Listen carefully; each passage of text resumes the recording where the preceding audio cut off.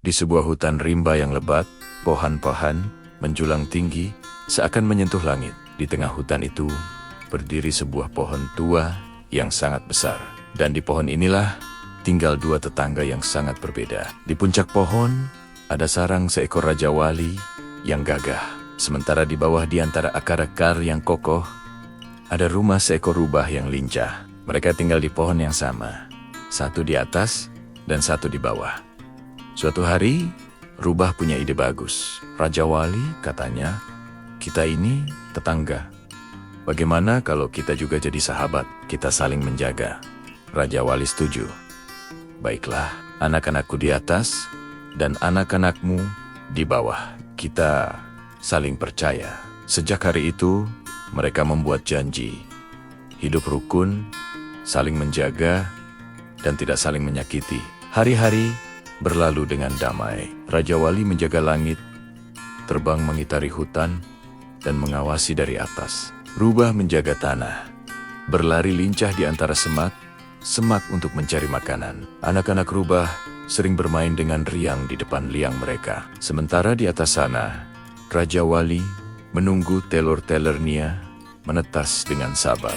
Hutan rimba terasa sangat aman dan damai. Sampai suatu hari, janji persahabatan mereka diuji. Musim berganti, dan mencari makanan menjadi semakin sulit. Suatu sore, Raja Wali terbang jauh, namun hampir tak menemukan apa-apa. Ia pulang ke sarangnya dengan perut lapar dan tubuh yang sangat lelah. Saat menengok ke bawah dari sarangnya, Raja Wali melihat anak-anak rubah yang kecil dan tak berdaya sedang tertidur di dekat mulut liang. Rubah dewasa sedang tidak ada di sana. Ia pergi berburu. Disinilah masalahnya dimulai. Rasa lapar dan keinginan sesaat mulai mengalahkan janji yang pernah ia ucapkan. Dalam hatinya, ia berpikir, rubah kan tidak bisa memanjat sampai ke sini. Tak ada yang bisa menghentikanku.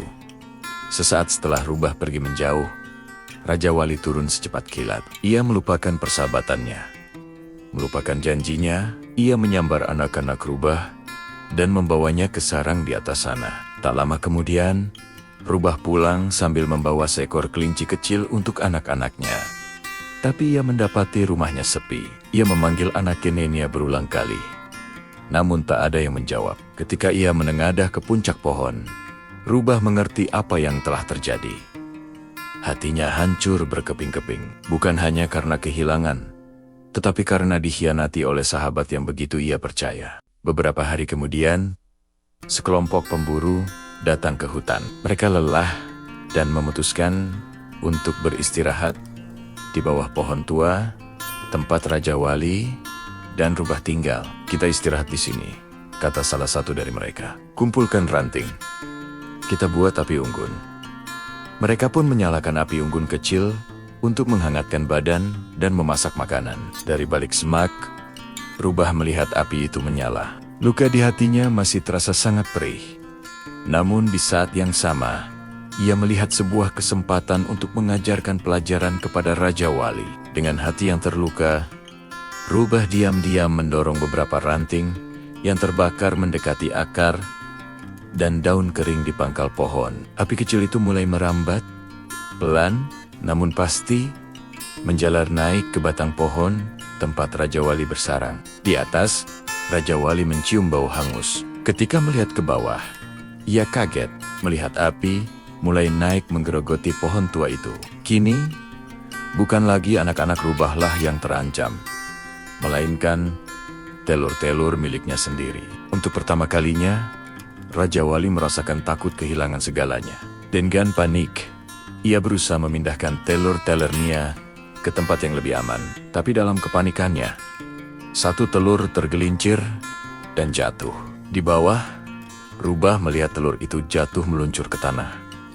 Ia bisa saja membiarkannya pecah, tapi ia tidak tega. Ia berlari dan menahan telur itu dengan tubuhnya agar tetap utuh di tanah. Tak lama, para pemburu menyadari api mulai membesar dan segera memadamkannya. Api akhirnya padam. Pohon tua itu hangus di beberapa bagian, tetapi tidak tumbang. Raja Wali terbang turun, mendekati rubah dan telurnya, yang masih utuh. Melihat telur yang diselamatkan rubah, di antara rasa lega, Raja Wali merasakan sesuatu yang lain. Penyesalan yang sangat dalam. Dengan suara pelan ia berkata, "Aku telah menyakitimu, tapi kau masih menolongku." Rubah menjawab, "Anak-anakku dulu tidak tertolong. Aku bisa saja membiarkan anakmu bernasib sama, tapi kalau aku melakukan itu, apa bedanya aku denganmu?" Kata-kata Rubah menembus hati Raja Wali lebih dalam daripada api yang membakar pohon. Ia sadar, kekuatan tanpa hati nurani hanya akan membawa bencana, dan kepercayaan yang sudah rusak tidak mudah untuk diperbaiki. Sejak hari itu, Raja Wali tak lagi menyalahgunakan kekuatannya. Ia benar-benar menjaga hutan, bukan hanya untuk dirinya sendiri. Rubah, meskipun hatinya masih terluka, telah menunjukkan bahwa kebaikan tetap bisa dipilih. Bahkan ketika seseorang sedang tersakiti. Dari cerita Raja Wali dan Rubah di hutan rimba, kita belajar bahwa kepercayaan adalah harta yang sangat berharga. Sekali dihianati, sangat sulit untuk dikembalikan seperti semula.